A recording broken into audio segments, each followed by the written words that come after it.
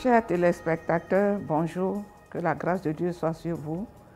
Ce matin, notre méditation va concerner le témoignage de Joseph dans Genèse 39, versets 1 à 12. Et nous allons lire. Genèse chapitre 39, 1 à 12. On fit descendre Joseph en Égypte, et Potiphar, officier de Pharaon, chef des gardes égyptiens, l'acheta des Ismaélites qu'il y avait fait descendre. L'Éternel fut avec lui et la prospérité l'accompagna. Il habitait dans la maison de son maître l'Égyptien. Son maître vit que l'Éternel était avec lui et que l'Éternel faisait prospérer entre ses mains tout ce qu'il entreprenait. Joseph trouva grâce aux yeux de son maître qu'il employa à son service, l'établit sur sa maison et lui confia tout ce qu'il possédait.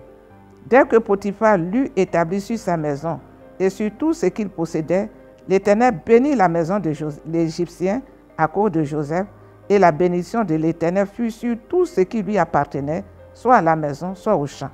Il abandonna aux mains de Joseph tout ce qui lui appartenait, et il n'y avait avec lui d'autre soin que celui de prendre sa nourriture. Or, Joseph était beau de taille et beau de figure. Après ces choses, il arriva que la femme de son maître porta les yeux sur Joseph et dit, « Couche avec moi. » Il refusa et dit à la femme de son maître, « Voici, mon maître ne prend avec moi connaissance de rien dans la maison, et il a remis entre mes mains tout ce qui lui appartenait. Il n'est pas plus grand que moi dans cette maison, et il ne m'a rien interdit, excepté toi, parce que tu es sa femme.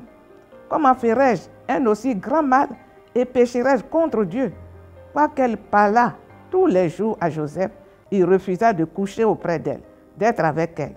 Un jour qu'il était entré dans la maison pour faire son ouvrage et qu'il n'y avait là aucun des gens de la maison, elle le saisit par son vêtement en disant, « Couche avec moi. » Il lui laissa son vêtement dans la main et s'enfuit au dehors. Nous allons maintenant méditer dans Cœur à cœur. Joseph arrive en Égypte en qualité d'esclave, parce que vendu par ses frères à cause de ses songes. Mais Joseph craignait Dieu et avait un fondement sur la voix de Dieu qu'il avait entendue. Il était conscient des relations qu'il avait avec l'Éternel, malgré la maltraitance qu'il avait subie de ses frères, car l'Éternel était avec lui en Égypte. Son nouveau maître constate qu'il est bien éduqué et dévoué au travail. Il est établi comme intendant de tous ses biens. Dieu bénit alors la maison de Potiphar. C'est ainsi que la femme de son maître lui porte envie. Il est conscient et il refuse l'offre de Madame Potiphar. La femme use de la violence. Joseph s'enfuit et cela, quelles que soient les conséquences, il n'est pas prêt à trahir Dieu. Évidemment, les frères et sœurs, Joseph est un exemple à suivre dans notre monde contemporain où nous sommes des enfants de Dieu. Nous méditons la parole de Dieu chaque jour. Nous sommes entretenus dans les cultes par les serviteurs de Dieu. Chacun de nous doit agir comme Joseph. Et pour prendre mon exemple, j'étais un jour dans mon bureau quand un frère du Togo était venu prendre des cours de formation à l'enseignement biblique ici en Côte d'Ivoire.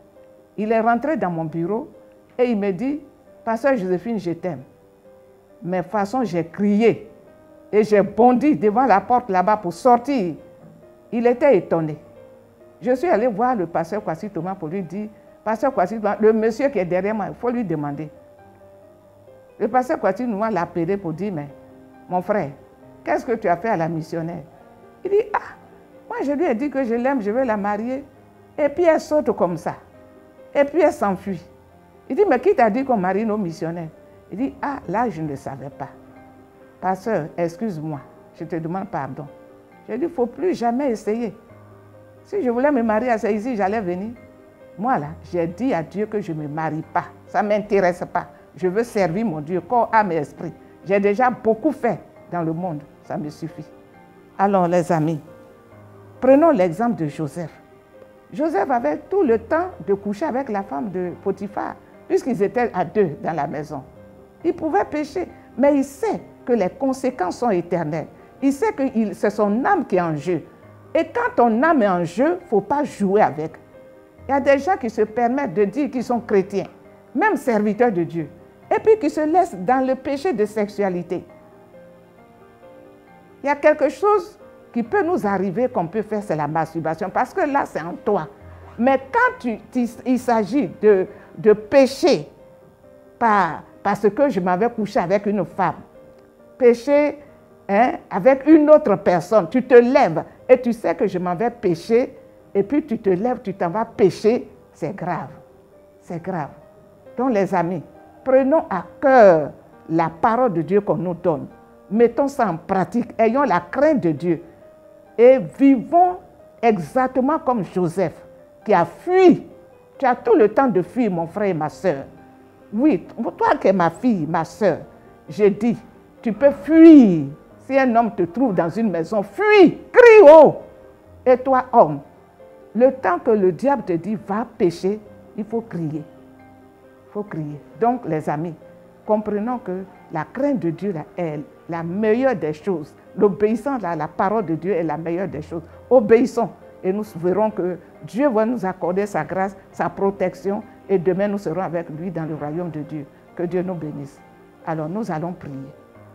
Notre Dieu, merci pour tes grâces que tu nous fais chaque jour, en nous préservant de toute chute, des œuvres des ténèbres.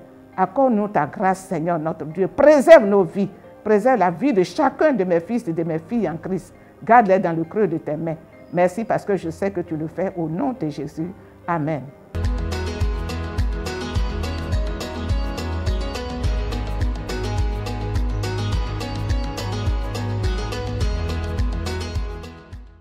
Alors, je voudrais dire que ce document dans lequel nous sommes en train de méditer est dans notre librairie de OMSI, ici à l'église baptiste au siège. Et je vous encouragerai à venir le payer pour que chaque jour vous méditez dedans, et cela va vous aider à entretenir votre relation avec Dieu, à vous aider à avancer dans la foi, à être fidèle à Dieu, à être consacré à Dieu. Que Dieu vous bénisse. Amen.